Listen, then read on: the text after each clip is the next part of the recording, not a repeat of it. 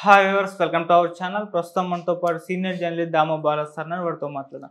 నమస్కారం సార్. నమస్తే సార్, ఏపీలో ఇప్పటి వరకు చాలా ఎగ్జిట్ పోల్స్ అయితే లీక్ అవ్వడం చూస్తున్నాం. అయితే ఇప్పటి వరకు వచ్చిన ఎగ్జిట్ పోల్స్లో పవన్ కళ్యాణ్ గారు ఓడిపోతున్నారు అని మాత్రమే చెప్తున్నాయని చెప్పేసి రావడం చూస్తున్నాం సార్. మరి ఆయన పరిస్థితి ఏంటి సార్ పిఠాపురంలో? కొద్దిగా ముందు నుంచి కూడా పవన్ కళ్యాణ్కి టఫ్ అనే చాలాసార్లు మనం కూడా చెప్పుకున్నాము. అయితే ఈ మధ్య గత 4-5 రోజుల నుంచి ఎందుకనో పవన్ గెలుస్తున్నాడు, 1 lakh మెజార్టీ, 2 lakhs మెజార్టీ, బెట్టింగ్లు కడుతున్నారు, ఇలాంటి ఇది వచ్చింది అనమాట. సో ఒకవైపు ఏమో ఎమ్మెల్యే తాలూకు అని బండ్ల మీద కార్ల మీద వేసుకుంటున్నారు, ఇంకొంతరేమో డిప్యూటీ సీఎం అని కూడా వేసుకుంటున్నారు, పవన్ కళ్యాణ్ డిప్యూటీ సీఎం అని. మరోవైపున వంగగీతను కూడా డిప్యూటీ సీఎం, ఎందుకంటే వంగగీతని ఆల్రెడీ జగన్ లాస్ట్ రోజు ఈమెను గెలిపించండి నేను డిప్యూటీ సీఎం చేస్తానని అనౌన్స్ చేశాడు. అయితే పవన్ కళ్యాణ్ ఇప్పటివరకు అనౌన్స్ లేదు. నిజానికి డిప్యూటీ సీఎం విషయంలోనే లోకేష్ సీఎంగా అయితే చంద్రబాబు ఉంటాడు, పవన్ కళ్యాణ్ సీఎంగా ఉండడు అని ఓపెన్గా డిక్లేర్ చేశాడు. అప్పుడు ఇంకొక ఇంటర్వ్యూలో ప్రేమ అనుకుంటా ఆమె అడిగితే డిప్యూటీ సీఎంగా పవన్ కళ్యాణ్ పెడతారంటే లేదండి, అది కూడా మేము మా పాలిట్ బ్యూరోలో డిస్కస్ చేసి పెడతామని చెప్పాడు లోకేష్ క్లియర్గా. సో అంటే పవన్ కళ్యాణ్ డిప్యూటీ సీఎంగా కూడా వీళ్ళు ఇప్పటికిప్పుడు ఒప్పుకునే పరిస్థితి లేదు.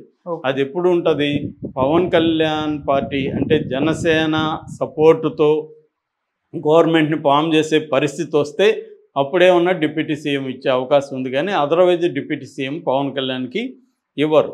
కానీ ఇప్పుడు అసలు గెలుస్తాడా అనేది పెద్ద చర్చ అయింది. ఇప్పటికీ 4-5 సర్వేలు వచ్చాయి మనకి. ఆరామస్థాన్ సర్వే వచ్చింది, కేకే సర్వే వచ్చింది, ఇంకొన్ని సర్వేలు లీక్ అయినాయి, ఇంకా అఫీషియల్గా రాలేదు. ఈ లీక్ అయిన సర్వేలో ముఖ్యంగా తెలుగుదేశం అధికారంలోకి వస్తుందని చెప్తున్న సర్వేల్లో కూడా పవన్ కళ్యాణ్ది కష్టమే అని చెప్తున్నారు. సో ఇది ఒక రకంగా షాకింగ్గా ఉంది చాలామందికి.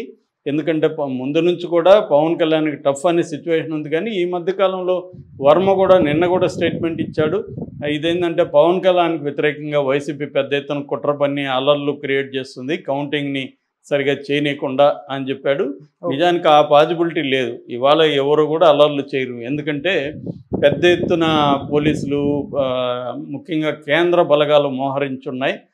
ప్రతి దగ్గర సిఐఎస్ఎఫ్ అంటే సెంట్రల్ ఇండస్ట్రియల్ సెక్యూరిటీ ఫోర్స్ కావచ్చు, బిఎస్ఎఫ్ ఫోర్సెస్ కావచ్చు, లోకల్ పోలీసులు కావచ్చు, ఇలా 3 అంచెల భద్రత ఉంది. డ్రోన్ కెమెరాస్ ఉన్నాయి, వెబ్కాస్టింగ్ ఉంది, తర్వాత చెక్ పోస్టులు ఉన్నాయి, 144 సెక్షన్ ఉంది, ఎక్కడ నలుగురు గుమ్కూడడానికి లేదు.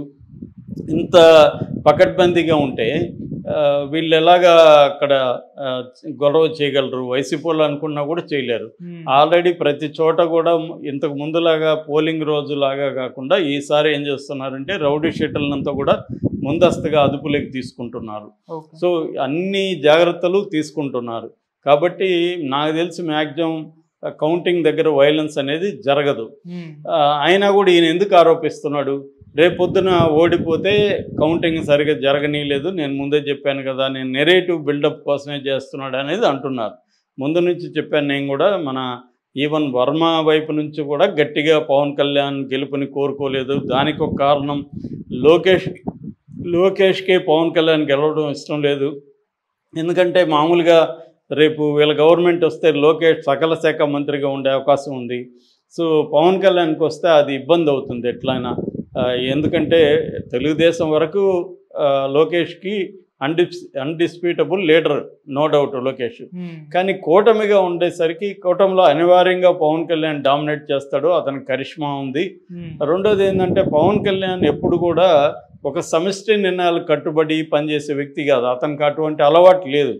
అతనంతా సోలో వ్యవహారం, అతనికి ఏమనిపిస్తుంది మాట్లాడడం, ఏమనిపిస్తుంది చేయడం, అది చేస్తాడు. అతని పార్టీలో అది నడిచిపోతుంది, ఎందుకంటే ఎవరు అక్కడ వ్యతిరేకించేవాళ్ళు లేరు కదా, అందరూ కూడా జీ హుజూర్ అనేవాళ్ళు తప్ప ఎవరున్నారు ఆయన పవన్ కళ్యాణ్ గట్టిగా వ్యతిరేకించేవాళ్ళు ఎవరు లేరు. అట్లాంటి ఎవరన్నా నాకు చెప్పింది చాలామంది, ఆయనతో కూడా పనిచేసిన వాళ్ళు నాకు చెప్పిన వాళ్ళు ఏంటంటే ఆయన్ని విభేదిస్తే కూడా వాళ్ళని మెల్లగా దూరం పెడతాడని చెప్తున్నారు. ఆయనతో డిఫర్ అయితే కూడా వాళ్ళని మెల్లగా దూరం పెట్టేస్తాడు, డిఫరెన్స్ని కూడా ఆయన తట్టుకోలేడని. అలాంటప్పుడు రేపొద్దున ఆయన ఏ డిప్యూటీ సీఎం ఇచ్చారనుకో, అదొక పవర్ సెంటర్గా తయారవుతుంది. పవన్ కళ్యాణ్ చుట్టూ ఒక కోటరీ ఏర్పడుతుంది. ఆ కోటరీకి ఇటు లోకేష్ కోటరీకి మధ్య పడదు, అనేక విషయాల్లో ప్రాబ్లమ్స్ వస్తాయి. అందుకని అసలు అసెంబ్లీనికే రాకపోతే అప్పుడేమవుతుంది, అతన్ని కేంద్ర ప్రభుత్వం తీసుకొని అక్కడే ఉన్న స్టేట్ మినిస్టర్ అట్లాంటిది ఇచ్చే అవకాశం ఉంది. సో కాబట్టి అటు వెళ్ళిపోతాడు, మనకి ఇబ్బంది లేదు అనేది లోకేష్ ఐడియా అని చెప్తున్నారు. ఇది నిజమా కాదు తెలియదు కానీ బట్ పాసిబుల్ మనకి. ఎందుకంటే మనం 2014 నుంచి 90 వరకు కూడా చూస్తే లోకేషే ప్రధానంగా చాలా రోల్ ప్లే చేశాడు. లోకేష్ చుట్టూ ఒక టీం ఉండేది, ఆ టీమే చాలా విషయాలు చూసింది. అందుకని కుంభకోణాల్లో కూడా లోకేష్ అండ్ టీం పేర్లు ఎందుకు వచ్చాయంటే వీళ్ళన్నిట్లో ఇన్వాల్వ్ అయ్యాడు. నాకప్పట్లో కొన్ని ఎన్జిఓ సంస్థలు కూడా నాతో చెప్పాయి, 10 లక్షల కంటే బిల్లు ఎక్కువ ఉండే అమౌంట్లో ఎనీ ఫైల్ లోకేష్ దగ్గరికి పోకుండా ఏ మినిస్టర్ కూడా క్లియర్ చేయడానికి వీల్లేదు అనేది ఆ ప్రభుత్వంతో కలిసి పనిచేసిన కొన్ని ఎన్జిఓలు నాకు చెప్పారు. సో అది మామూలుగానే సహజమే, చాలా చోట్ల అది. ఇప్పుడు మనకి సజ్జల కూడా అలాగే కదా, సకల శాఖ మంత్రి అంటున్నారు. సజ్జలు కూడా ఖచ్చితంగా అందరూ మినిస్టర్ల కంటే కూడా ఆయన పవర్ఫుల్.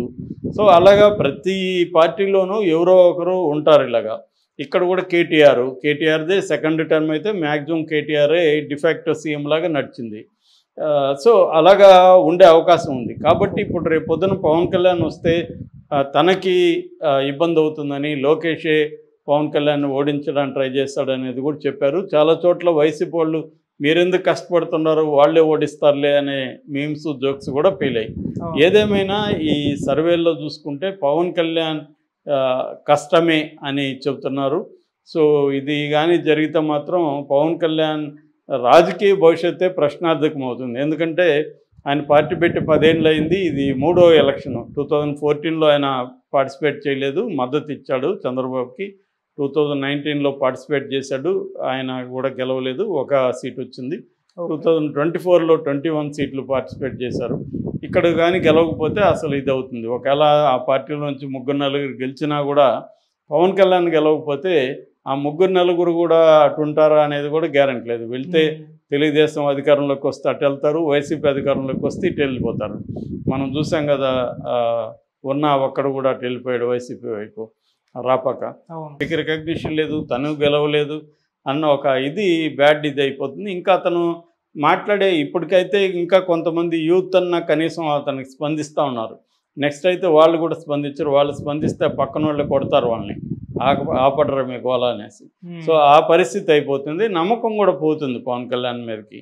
సో మరి అది జరుగుతుందా లేదనేది తేలాలి మనకు. ఏదేమైనా పవన్ కళ్యాణ్ది టఫ్ అని అయితే ఈవెన్ తెలుగుదేశానికి సంబంధించిన సర్వేలు కూడా చెప్పడం మాత్రం ఆశ్చర్యం కలిగిస్తూ ఉంది. ఎందుకంటే పిఠాపురం మీద విపరీతంగా బెట్టింగ్స్ కాస్తున్నారని చెప్తున్నారు. ఈ మధ్యకాలంలో అయితే బాగా పెరిగింది. అది బెట్టింగ్ రాయిళ్లే క్రియేట్ చేశారు. పవన్ కళ్యాణ్ 50,000 నుంచి 1,00,000 మెజార్టీ వస్తుందంట, నేను ఓపెన్గా పవన్ కళ్యాణ్ గెలుస్తాడని బెట్టింగ్ కాస్తాను, వంగగీత ఉందని గీత గెలుస్తుందని బెట్టింగ్ కాసేవాళ్ళు ఉంటే రండి అని సోషల్ మీడియాలో కూడా పోస్టులు కూడా మనకు కనబడ్డాయి. ఇది నా 4 ఎకరాల ల్యాండ్ ఉంది, అది పెడుతున్నాం, ఇలాగంతా మాట్లాడి కొంతమంది అగ్రిమెంట్ లాగా రాసేసి సంతకం నేను చేసేస్తున్నాను మీరు చేయండి వచ్చి అన్నట్టుగా కూడా మాట్లాడారు.